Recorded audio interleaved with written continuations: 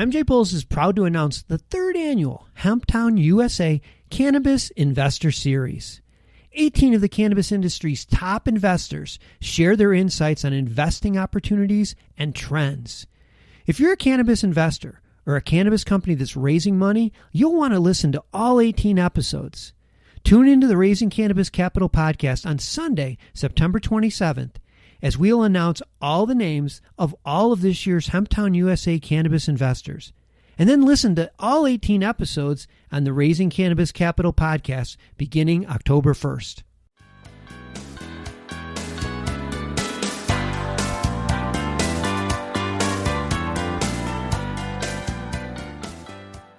Welcome to today's Hemp Barons podcast, everyone. I'm host Joy Beckerman and happy to deliver to you an interview with all the way from India, Rohitt Sharrma, a true global hero in industrial hemp and a selfless inventor and organizer of people. Also, the license holder of the very first license to produce hemp in the entire country of India. And also, we must take a moment to tribute and mourn who we know as the notorious RBG. Justice Ruth Bader Ginsburg has transitioned to the other side, having fought so many good fights. I would not be able to do justice here in this weekly address to mention all of them. I love Vogue's title of their tribute to her that came out as I record this message, 5 feet tall but towering over all of us. That's who Justice Ruth Bader Ginsburg is. Harvard and Columbia Law School is where she attended. Of course, in 1980, President Jimmy Carter appointed her to the U.S. Court of Appeals. And she is a consensus builder, was a consensus builder, and changed the world, changed the nation, changed life, not just for women, but civil rights for everybody. She fought and protected civil rights for men, for women, for every nationality, for every possible category of humans that you could try to divide or discriminate against. That is her legacy. And on August 10th, 1993, she was sworn in as the second female jurist in the nation's highest court after being appointed to the Supreme Court by the Clinton administration. There are so many quotes that I could share, so much wisdom that has been imparted by Justice Ruth Bader Ginsburg to all of us. But the one that sticks out the most and the one that really sums up the purpose and the goals in my own life is, if you want to be a true professional, you'll do something outside yourself, something to repair tears in your community, something to make life a little better for people less fortunate than you. That's what I think a meaningful life is, living not for oneself, but for one's community. That's the quote that I wanted to leave everyone with from Justice Ruth Bader Ginsburg. And man, we better fight like the notorious RBG. And with that, folks, I bring to you my interview with the amazing global hero who is Rohitt Sharrma. Have a great week, everybody, and fight like RBG.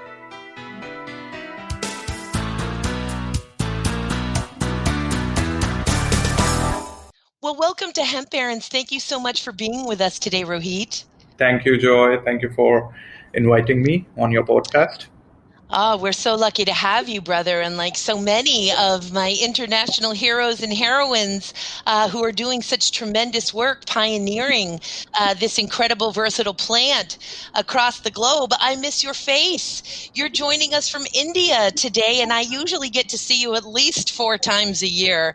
And so far in 2020, I haven't seen you even one time. So thank you again for being with us and for giving us an update on the tremendous works being undertaken under your leadership through the India Industrial Hemp Association as well as Canidica. Now, the India Industrial Hemp Association, which was your brainchild, now some years old, is of course the first licensed hemp producer in the entire country of India. So could you tell us, give us an overview of those activities and what it took to be able to procure that relationship and that licensing to reintroduce this tremendous crop in India? Well, it was not that easy like as around the world.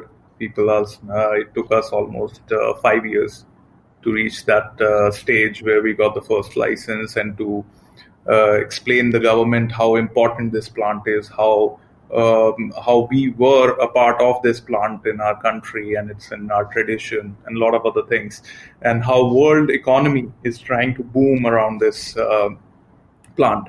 So yes, so we first started with building our technical team, which we made it quite strong. Because if you don't have a technical know-how about anything, it's you can't explain the government with just speaking about good things about things. You have to prove some facts and figures and investments and a lot of other things. So yes, so it was not easy. It sounds like it's way back because it's now already 3 years.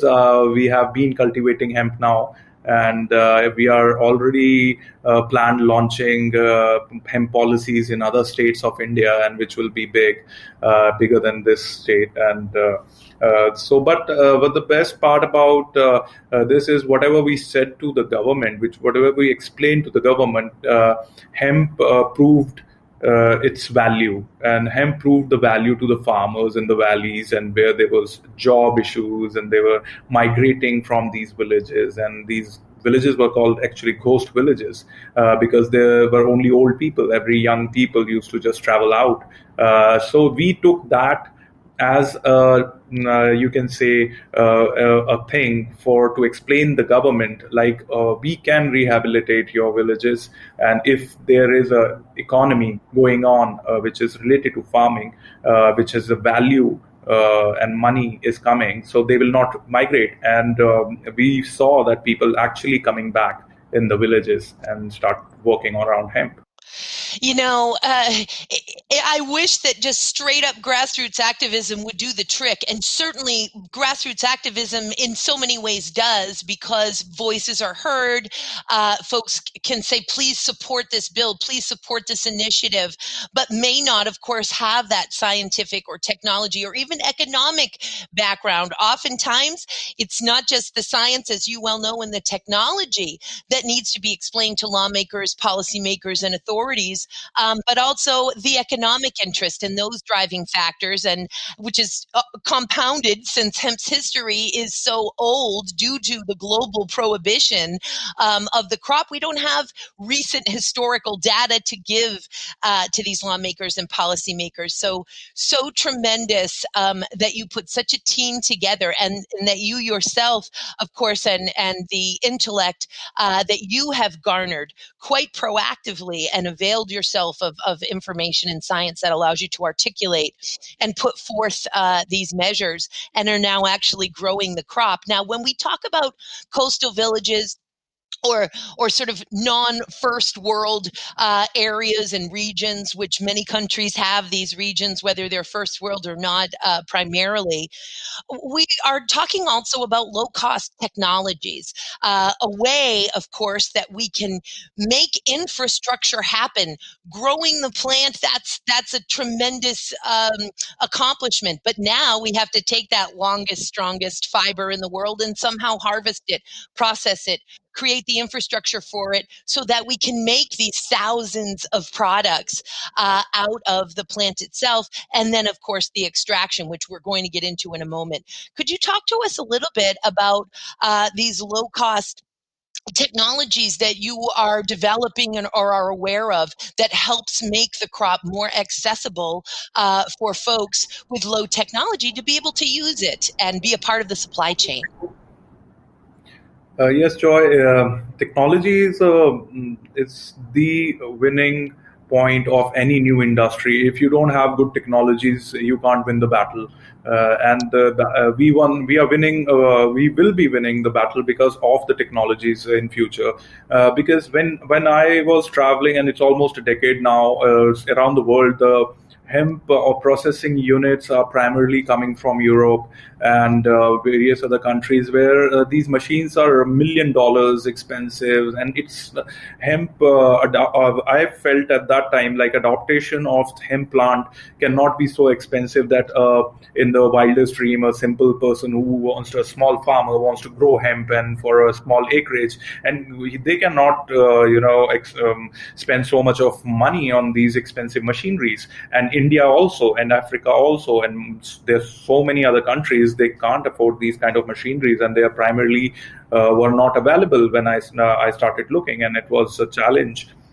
So I started digging out in a lot of engineering companies, and also we made one company with the engineers who build it, all these machineries, and now we build all the machineries related to hemp in India, which are you can buy one machinery which can be just good for one small farmer to the large size, whatever you want, and the prices we kept like so under the limit that where we checked on one price which were costing around us almost 5 million euros, and we had that machinery is few $100,000, So this kind of technology we bring, but the technology has never ending. We are still in an R&D of making it better and better. For example, fiber decortication.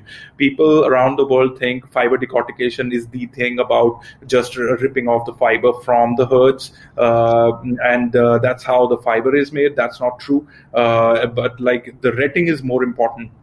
You know it better because you have been traveling around Europe and have been in the part of fiber industry, but a lot of people don't know about how fiber should be treated or retted. What is retting? It's not decorticating. Decorticating is just chipping off the skin off from the stem. So we made a technology which is an anaerobic technology, where in anaerobic technology you don't waste water and you keep recycling the clean water with the bacteria, and bacteria eats the lignins, and the lignins and the lignins loosed in the which are in the water, they are again eaten by the bacteria to make it fresh, and from that you generate methane. And that methane can be a fuel. You can use methane in so many other things. So and you get a very clean fiber, and it's eco-friendly. So these kind of technologies are looking to come out, to scale out from India and around the world. And we are not patenting any of these things because we believe it should be a free technologies. And then coming to CBD or any medicinal sites, we also made our own machineries. We were stuck with a lot of Chinese machineries, or there are some international like VTA, Pope, and various other machineries were there. But we started building our own CGMP machine setups, from a lab scale to a full scale, like tons and tons you can process, and the biomass you can process. And that also we brought the cost down again from millions to few $100,000, so that whenever you do a business, if you invest too much of money in capex, it doesn't make any point, because that will affect the prices of your final product. So that was the idea behind coming up with technology sectors. And then again, the seeds, then various other machineries, we are working around it. Biotechnologies, we are working around growing a lot of cell cultures of a lot of high grade, low cannabinoids, which are so low in the plant, where we can just grow them in by biotechnologies, and people can benefit as a medicines from those rare cannabinoids also. I want to take a moment to just highlight and underscore you and your work and what you are accomplishing. I have the privilege and pleasure. Man, I will try to get through this without being emotional, brother, because I'm a bit taken aback over the footprint that you are making in the world. I have the privilege and pleasure of working with and having relationships with some of the most prolific cannabis activists and entrepreneurs on the planet Earth, of which you are one.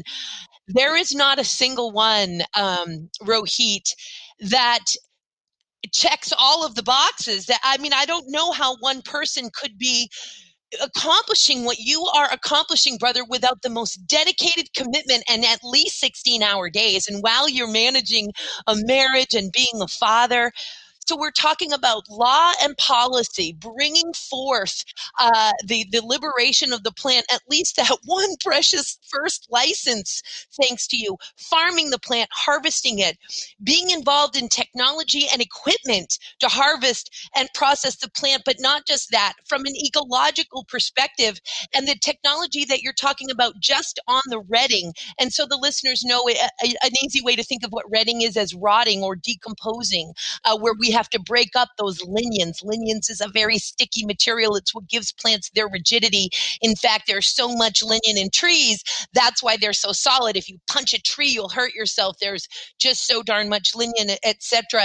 And it takes so many chemicals to break that wood cellulose down and turn it into pulp for paper, which needs to be bleached because all of that dark lignin.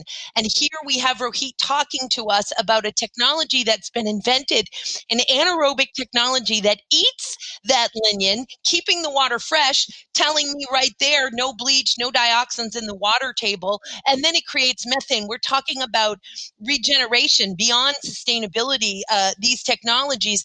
We're talking about you also making a huge imprint in standard setting with CGMP, current good manufacturing practices, of course, continuing to set those standards for ethics and testing and measurements and quality as these industries emerge, particularly in the dietary supplement and medicinal space. And we'll talk about that in a moment. And finally, and when I say finally, I still haven't gotten to them all, but for purposes of moving on in the time that we have, to not patent these technologies. I want to make sure that the listeners heard you say that you want these inventions to be available to the people. This is the heart of a citizen, of a global citizen of epic proportions. And I really want to take the time in this platform to highlight, Rohitt, the tremendous amount of work and commitment that it has already taken to make these accomplishments, which people generally wouldn't do in a lifetime. And I got a feeling you're just getting started, brother. And with that, as we move into the medicinal and dietary aspects of extract, and we'll get back onto fiber, talk to us about the very deep history that India has in health through Ayurveda sciences and some of those recipes and the footprint that cannabis has within those India traditions. Well, as I said, we were talking, cannabis is a traditional plant in India. We are drinking cannabis when we were young kids, as on Holi, on our festivals, and it was completely okay. Like, it was a traditional drink, and we used to have fun, drink cannabis, and get that on one day, and no parents used to mind that.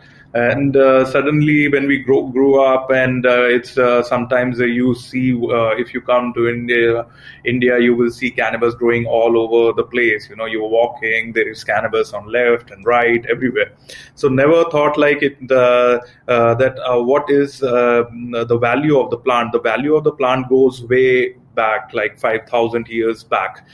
And in our books, cannabis is written that it is a herb that which has properties of even getting the dead back. It's written in the books, like you can get the dead back from cannabis, and it is one of the holiest plant. And we even tribute this plant to Lord Shiva on the festivals. So when you give something to God, obviously God will have something good, not bad thing, for sure. So Ayurveda came nobody actually knows how long, how many years back Ayurveda was written, but people have the books, and we follow those practices. Over the time period, it has been getting advanced and advanced and advanced. Where people used to detest Ayurveda around the world, now people are accepting that the natural therapy is way better than any allopathic therapy around the world, because it's nature, and we come from nature. We have a connection with nature, and nature will not harm you. So Ayurveda based on that. So Ayurveda in cannabis and Ayurveda, there is no language which says it treats cancer or it will treat epilepsy or it will treat any PTSDs or any other things. Like now we see these diseases. What is the factor? Maybe they are man-made diseases, because at that time these diseases were not there. So that the major diseases which are covered under Ayurveda are called Pitta and Kapha, and there are various others. And this is all about stomach ailments. Like if you have anything bad going on, is something wrong with your stomach. So with cannabis, it associates, when you take cannabis, it's improvise your system, your body, your stomach is good, your everything is good. So cannabis does that. So that is written, and it is also given if you for insomnia, it has written like if you have problem sleeping, then it used to be taken. And people in India used to enjoy cannabis as in around the world people used to enjoy Scotch. So cannabis was Indian Scotch, and Ayurveda is also in a similar way. This with the gram, like how much dosage also is written, proper dosage. Like if you are using a grounded flower or the extracts, all the dosage are written properly. How much you have to take. Plus, there are more herbs they say that you add on to these into this plant, and it will be much more beneficial. There's more to talk to, like I can go on, for hours and hours about it, but so I'll just cut it a little shorter.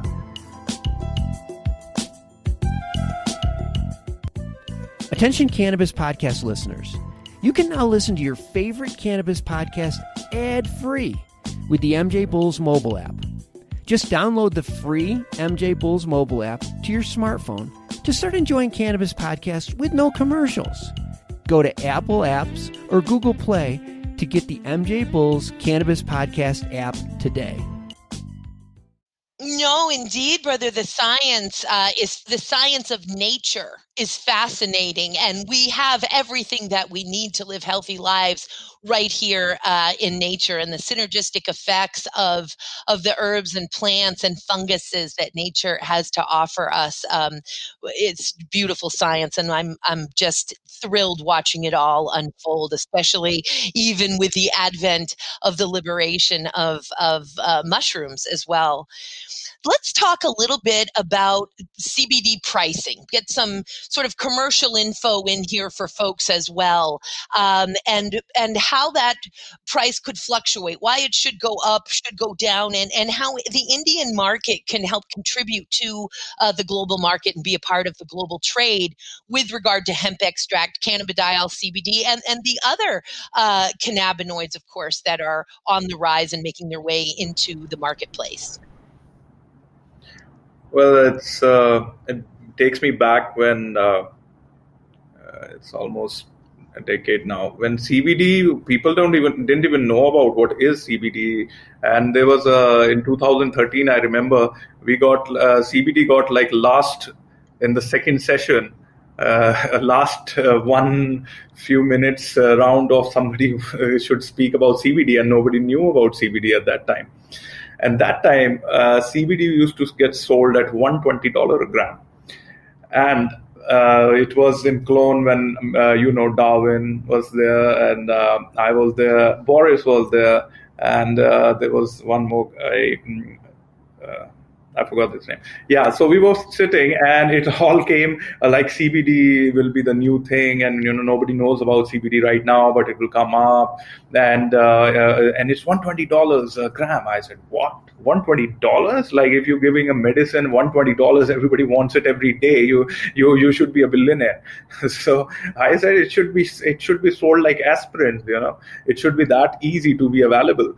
It all started in my mind at that time, and I myself sold CBD that I dropped the price from $120 to $60, and from $60 to $25, and $25 to $15, and $15 I stopped because after that America took a big leap on bringing so much of CBD, and a lot of players are there. But the target is if you are making medicine, either you make Ferrari or you make a locomotive which everybody can use, or if you are making Ferrari, only few can enjoy. So CBD should not be a Ferrari. It is a necessity for dying children, for who are having epilepsy. Just ask their parents, like how much it hurts their pockets when they go and buy. And at that time it was $140 and all. So yes, the answer is the prices should definitely go down, and I will make sure it will go down to a cent. So the thing is, it is no harm. It will give no harm or impact on any businesses around the world, because when the price will go down, the demand will go up. Demand will go up such a way that it will be sold like a Coke. When you sell a Coke, you have said don't sell a few 100,000 pieces, you sell billion and trillion pieces, So, but the masses can access that. It should have a mass reach. It should not be confined to few people who can afford it. So definitely CBD prices are go down. Already it has gone down. The isolates are going down. I've just heard at 50 cents. In India, I have already produced for 10 cents. So I will get it down to 1 cent if I have to, and maybe absolutely free if it's so much. So the thing is, the business is growing. When the business grows, the demand grows, and when the demand grows, the prices go down, and everybody is getting benefit out of it. That's why every day we hear the CBD. But not only CBD, people are talking about CBD. Nobody's talking about other cannabinoids. People are just taking away the THC benefits. People are taking away the other full spectrum benefits. Now I have seen where the people were running for isolates, everybody was running for isolates. They have changed their mind and they want to go for broad spectrums and full spectrums, and because they realize it's full. Coming back to Ayurveda, which you asked, Ayurveda does not define whether there is THC or CBD. So in India, I'm privileged to launch THC and CBD and everything, because we don't define our cannabis medicines as only no THC plant. It has to be a complete plant profile. So I'm launching this product called Ice Pots in 2021. Everything is set to be almost very cost-effective product for Indian market, and it will be almost 10 times lower than anything you were getting in India, and broad spectrums and full spectrums with high quality varieties. These oils will be. And it will be much more affordable, just to set a mark like this is possible. It's not like an impossible thing to do. Creating the reality of it and blazing that trail so that others can follow you. And I want to make sure we understood the name of it. Did you say Icebox is what you'll be launching? No, I've named it Ice Pots. Icebots, THC and CBD, obviously a more advanced understanding of natural medicine in your home country. And it's so funny, the sitting around the table of which you discuss with us in Europe, that's at the European Industrial Hemp Association conference in Cologne.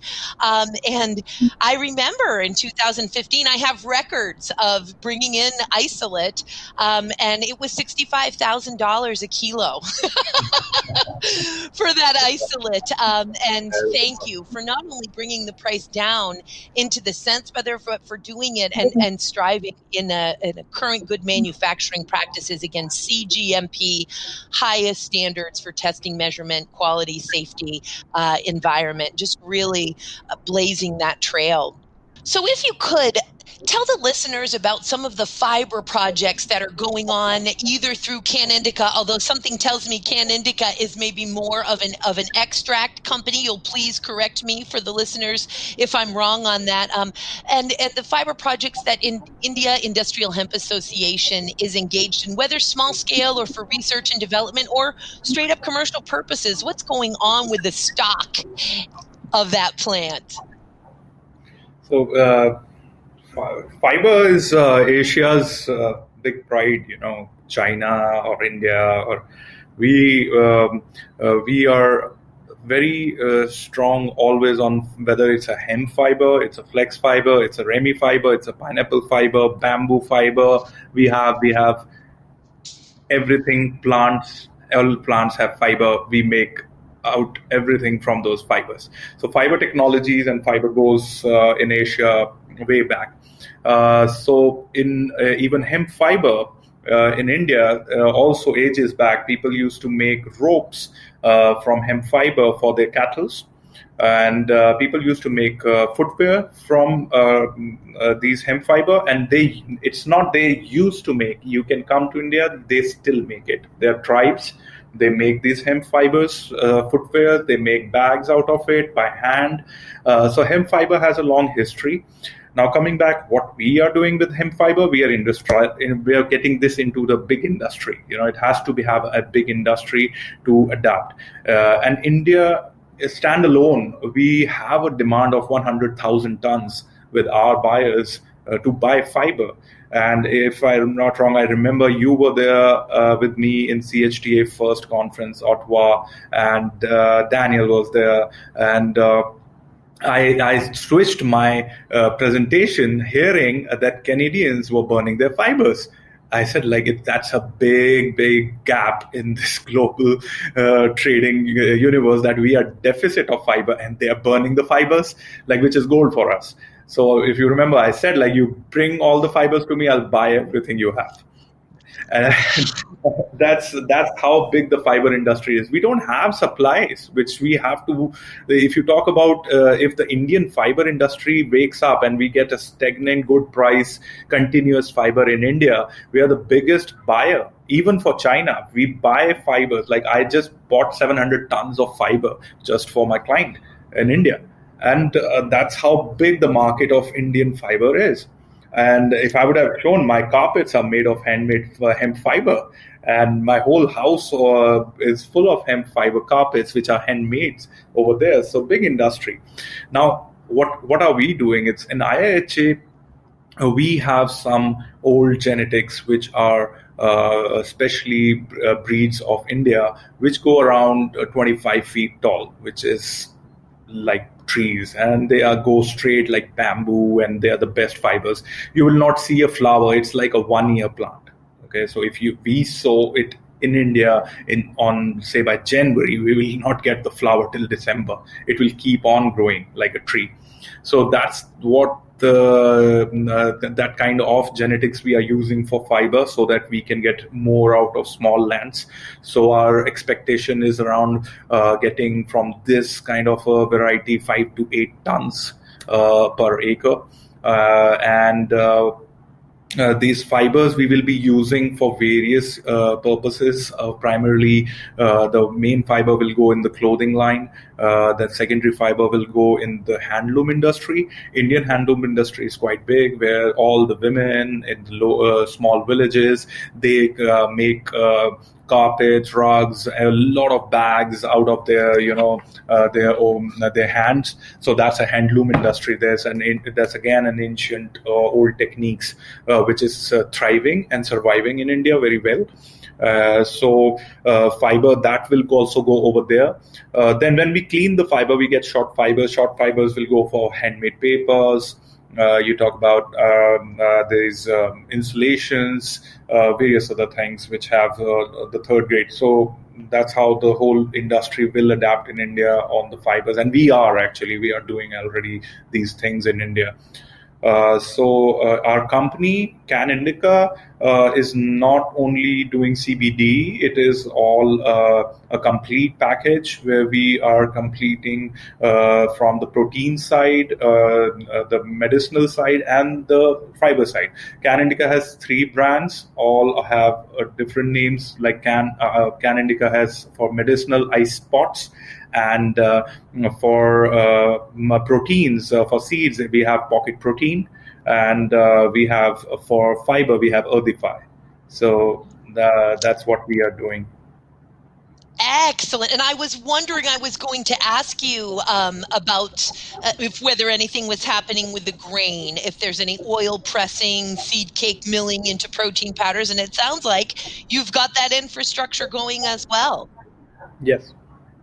Wow, just absolutely tremendous.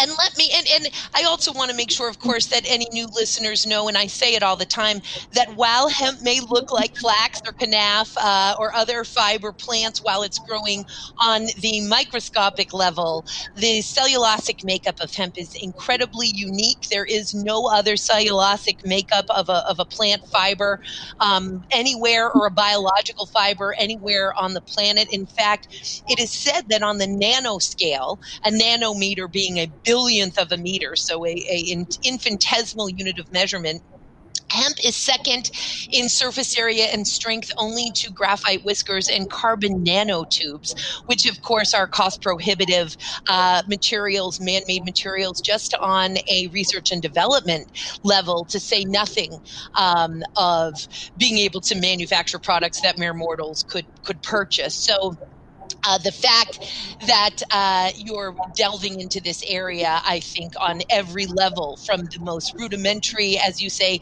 hand-loomed carpets, to carbon nanotubes, air and space, supercapacitors, energy, battery storages, and everything in between, textile, paper, building materials, biocomposites, just such a feat.